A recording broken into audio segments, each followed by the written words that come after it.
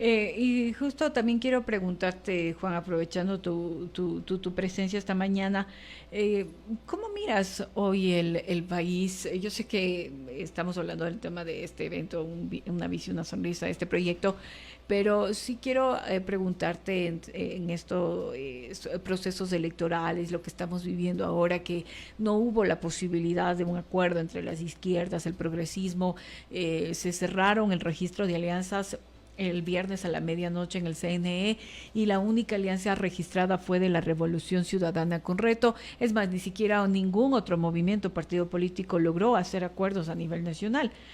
Mucho se habló y decía un periodista, Fabricio Vela, colega periodista, buen amigo, decía en un tuit, decía, mucho ruido, pocas nueces.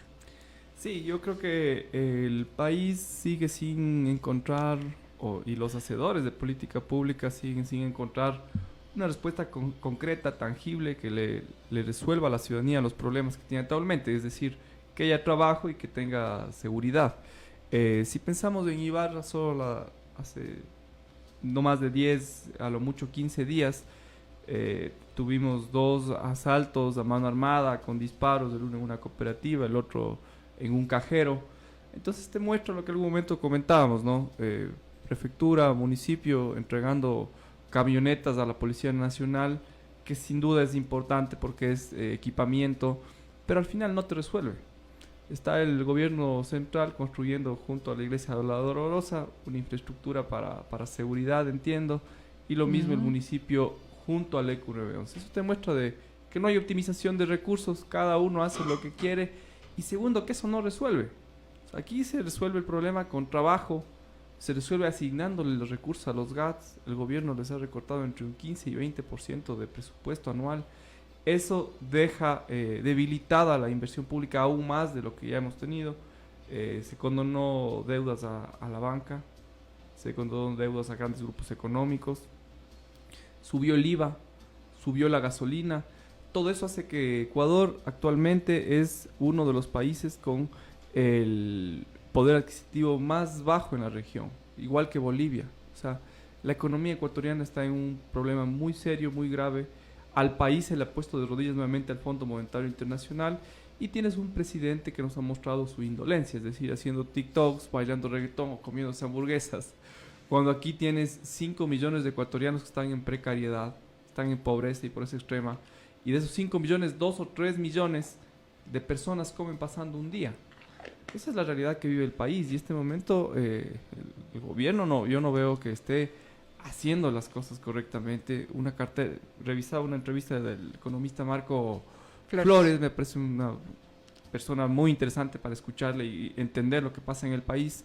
En una cartera de Estado de 1.700 millones apenas han ejecutado el 3%, ni $200.000 han ejecutado. Entonces te muestra de que, aparte de que no hay una visión de país, de lo que se tiene que hacer, hay una incompetencia, hay una incapacidad. Entonces yo creo que el ecuatoriano tiene que estar claro de que no podemos seguirle huyendo a la política, no podemos ser indiferentes ante las discusiones de este país y tener una claridad de que lo que votemos en 2025 tiene que ser un granito de arena que pongamos para que se resuelva la crisis económica, más allá de ideologías, pero sí teniendo una conciencia cívica y también histórica.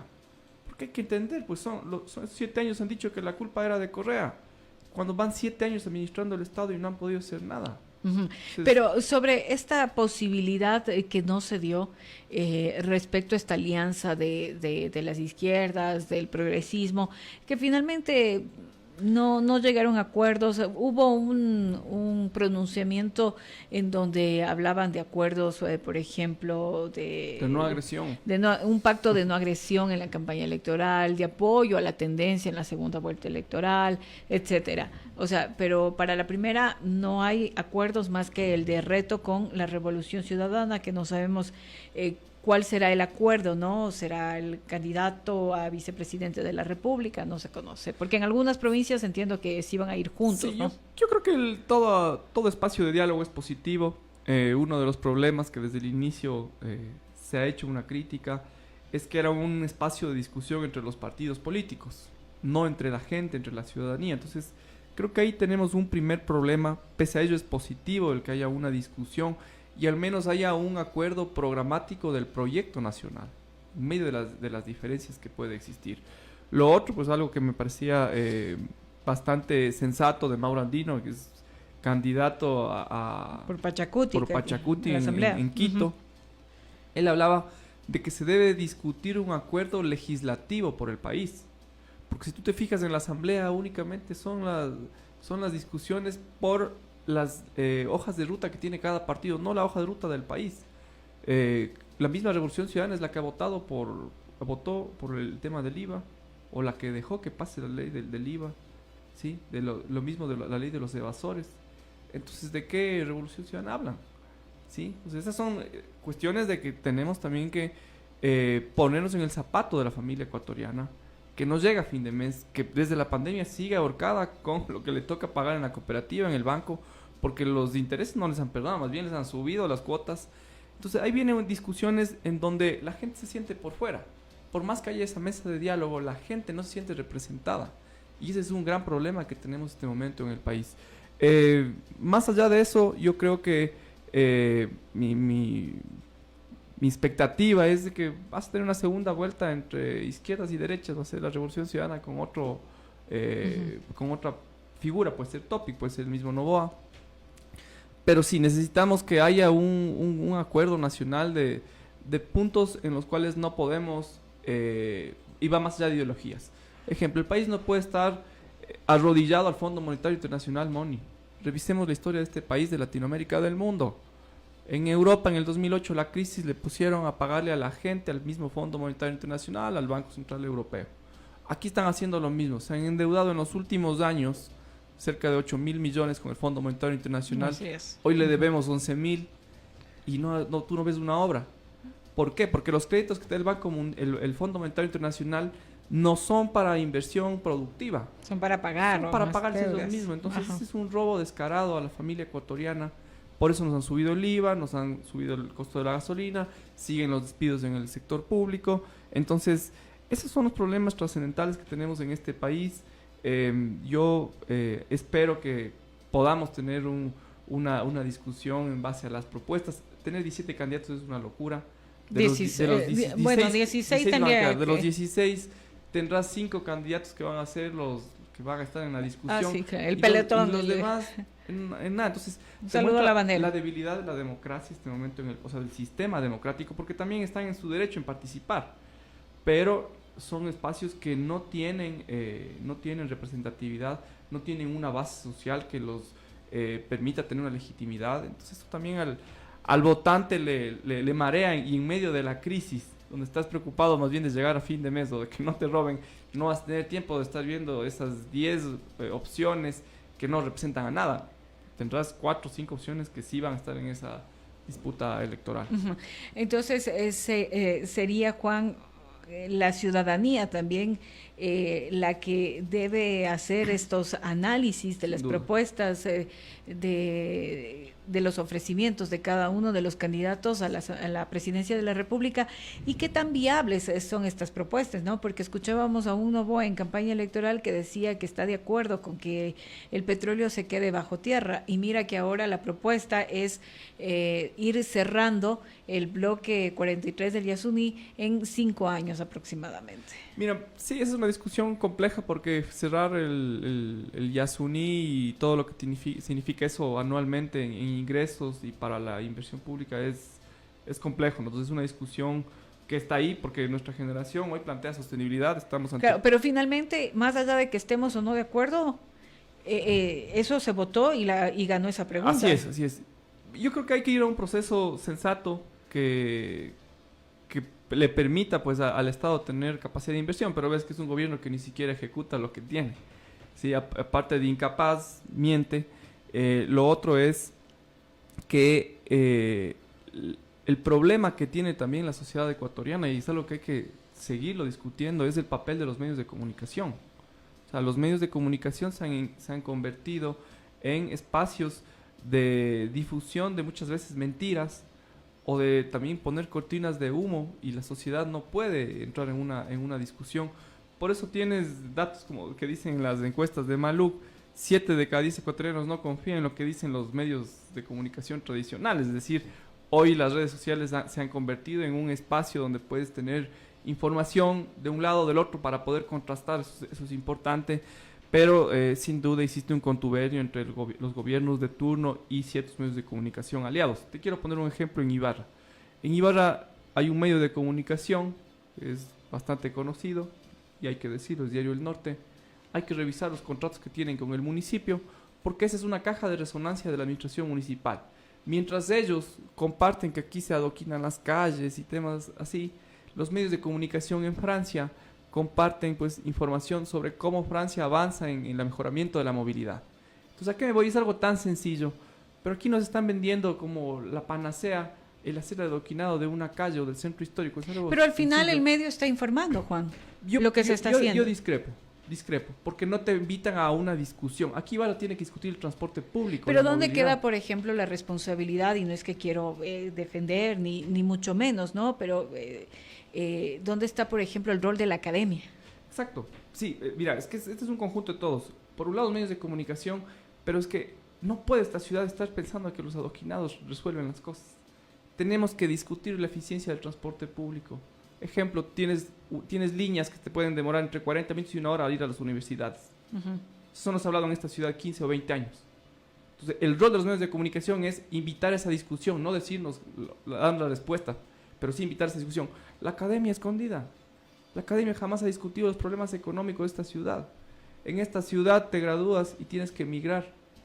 Todo profesional, 9 de cada 10 profesionales en Ibarra tienen que emigrar, Quito, Guayaquil, Cuenca, hoy fuera del país, porque esta ciudad no te da opciones de empleo y de desarrollo, de crecimiento profesional, o es muy poco lo que te da. Entonces, es una discusión que deberíamos tener. La ciudad más importante del país no tiene un mercado. No tiene un mercado, y eso estamos hablando de 10, 15 años. ¿Dónde están los 10 millones ahí enterrados en el mercado?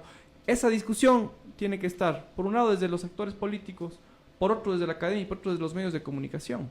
Pero en unos medios de comunicación que no sean caja de resonancia, pues. Porque eso es lo que son. Muchos medios de comunicación, salvo espacios como el tuyo, que permiten una discusión de un lado y del otro, para que la gente, en el momento que escucha, contraste y diga, mira, por aquí está bien, por aquí no. Y esa es la discusión, y esa es la verdadera política. Porque la política no está en las elecciones, necesariamente. O no está en ser candidato. Claro, candidato, es que está en constantemente una se debería... Porque somos también una sociedad indiferente. Discutir, claro, pero esa sociedad indiferente no solamente, o sea, pasa también por lo que se está viviendo a nivel nacional, ¿no? Con toda la situación de violencia, de criminalidad. Cada día en el Ecuador hay una noticia diferente, nueva, novedosa, y de la que estamos discutiendo cada día de un tema diferente. Sí, mira, tenemos 400,000 personas que han migrado en los últimos años. Eso significa un rompimiento social grave, complejo. Son ahora nuevamente los migrantes los que están sosteniendo con sus remesas la economía nacional.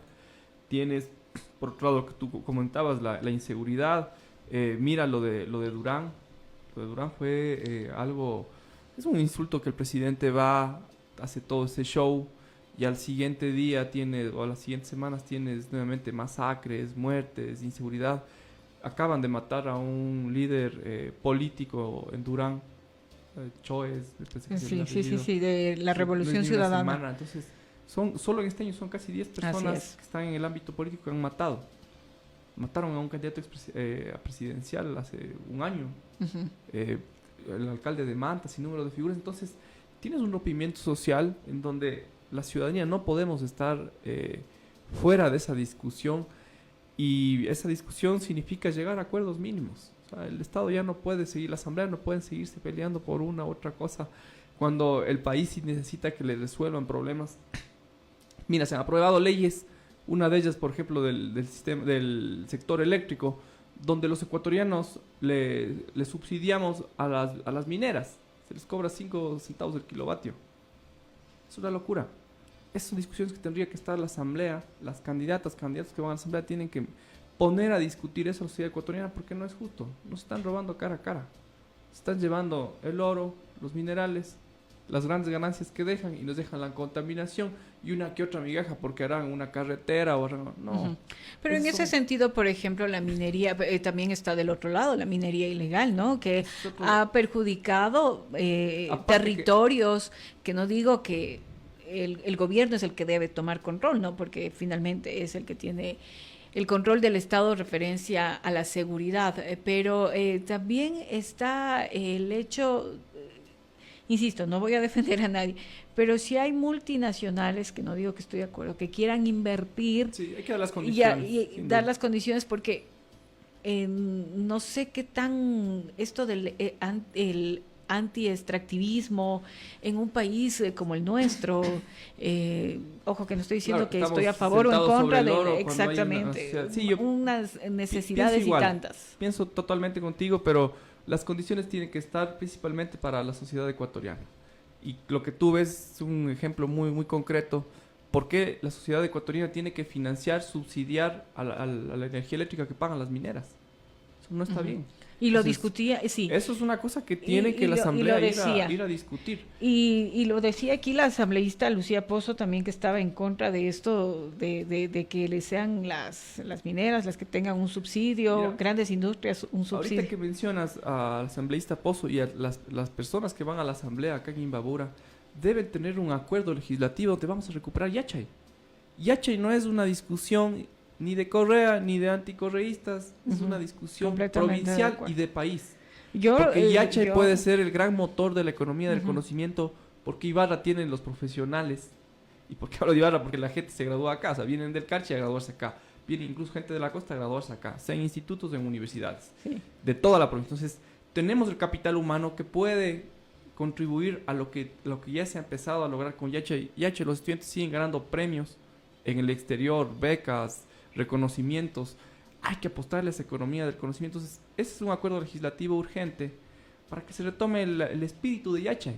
Y no es un espíritu de una ideología. Es que lo que pasa que aquí las obras, incluso los gobiernos últimos, las han politizado. Mira que el paso lateral, o sea, yo defiendo Yachay y siempre lo defenderé, la Universidad del Conocimiento, desde sus inicios, porque con el periodismo estuvimos muy ligados a cómo surgió la Universidad del Conocimiento, el espíritu de esta universidad, pero se han politizado las obras, que muchas de ellas, porque se construyeron en gobiernos anteriores, o en un gobierno anterior, se han abandonado. Mira que ahí está el paso lateral en Imbabura, que tanta falta le hace a la provincia y a la zona norte del país, pero ahí está, más allá de los recursos, no ha habido esa voluntad de los últimos gobiernos en realizar o culminar esta obra, ni siquiera de empezar, sino de ir culminando la obra. Sí, el recorte de la inversión pública es una locura. Para que la gente tenga o pueda hacer una analogía y comparar, actualmente el país ha recortado su inversión pública, ¿sí? De 37% del PIB, hoy estamos en el 35%. Como referencia, en Europa la media es 50 y 51% de inversión pública, es decir, el Estado siempre será un motor de dinamización de la economía. Las mejores capacidades del Estado permiten tener mejores condiciones para la gente en general y sobre todo le da garantías a la empresa pública. Si hablamos de una minera o hablamos de una empresa que va a invertir en algún tema industrial, le va a dar garantías y seguridades para que se pueda dinamizar esa economía. Esa inversión pública y privada, ¿qué significa? Construcción de plazas de empleo. ¿Qué significa eso? Que le quitamos opciones a que el narcotráfico, a las pandillas, cojan a jóvenes, a niños y se los lleven a sus filas. Hay que entender que actualmente el crimen organizado en el país tiene 50,000 personas dentro de los GDO. 50,000 personas, Moni, la gente que nos escucha, es un ejército. ¿Cómo luchamos contra eso? Eso no se va a resolver únicamente con más disparos, con apresarles, no. Eso resuelve es que no se está social, resolviendo salud, los problemas de raíz, educación, generación de fuentes de empleo, capacidades a la gente en la ruralidad o en los sectores que han sido más invisibilizados y sobre todo pues hoy ya están controlados totalmente por estos grupos delictivos. Como tú decías, los espacios que controla la minería ilegal son espacios que ni siquiera el ejército o la policía puede ingresar. Hay que poner mano dura en esos espacios para que se garantice pues el desarrollo y sobre todo la inclusión de esa gente que se termina pues Y que, ojo, o sea, perdiendo. y para ir cerrando y agradecerle esta mañana a Juan Arias a través de Bocu 102.3